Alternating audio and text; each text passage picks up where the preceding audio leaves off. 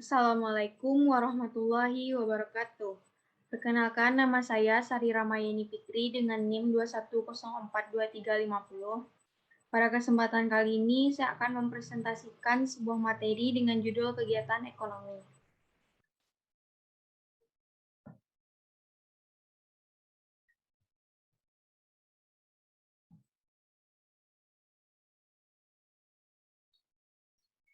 Kegiatan ekonomi.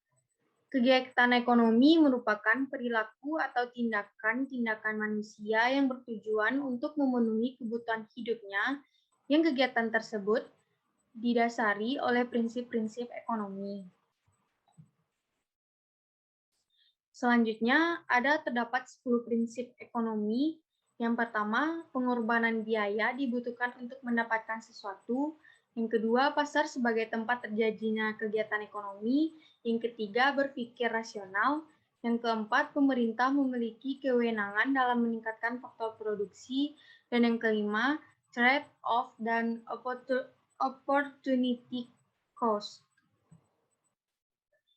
Yang keenam, standar hidup negara bergantung pada kemampuannya dalam memproduksi barang dan jasa.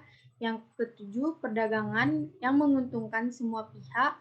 Yang kedelapan, harga akan meningkat apabila pemerintah menyita uang dalam jumlah banyak. Yang kesembilan, masyarakat menghadapi trade-off jangka pendek antara inflasi dan pengangguran. Dan yang terakhir, prinsip ekonomi yaitu semua orang lebih tanggap pada intensif. Terdapat 3 jenis kegiatan ekonomi. Yang pertama, produksi.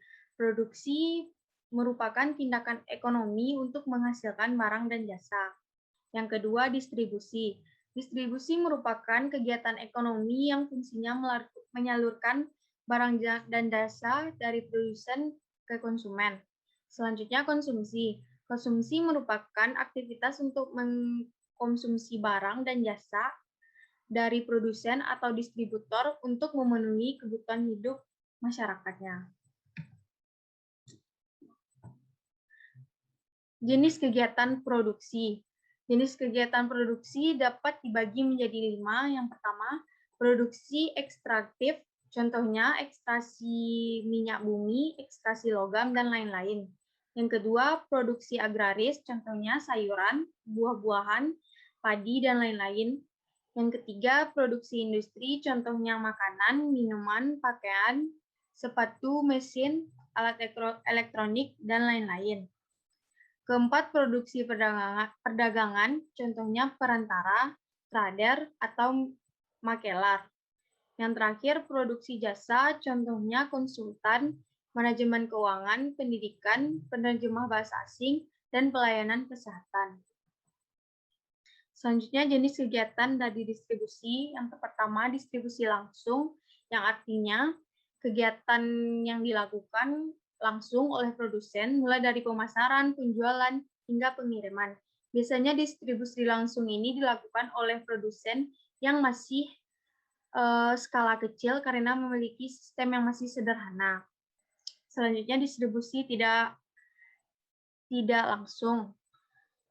Ini maksudnya kegiatan yang dilakukan dalam skala grosir maupun eceran dari produsen ke konsumen yang dilakukan oleh distributor saja. Sementara produsen fokus pada produksinya. Dan yang terakhir, distribusi semi langsung. Kegiatan distribusi ini produsen dapat mengontrol distributor, namun kegiatan distribusi tetap dilakukan oleh distributor. Biasanya distribusi ini digunakan untuk mendistribusikan barang-barang yang mahal dan murah. Dan yang terakhir, kegiatan konsumsi dapat dikenali dengan beberapa perilaku di bawah ini. Yang pertama, dilakukan secara langsung, maksudnya bukan untuk dijual dan didistribusikan lagi, tetapi hanya untuk memenuhi keinginan atau kebutuhan konsumen. Yang kedua, nilai barang dan atau jasa yang dikonsumsi akan habis juga, baik cepat atau lambat. Yang ketiga, barang atau jasa yang dibeli memberikan nilai tambah atau manfaat kepada konsumen. Dan yang terakhir, Barang atau jasa yang digunakan konsumen memiliki nilai transaksi yang didapatkan melalui jual beli.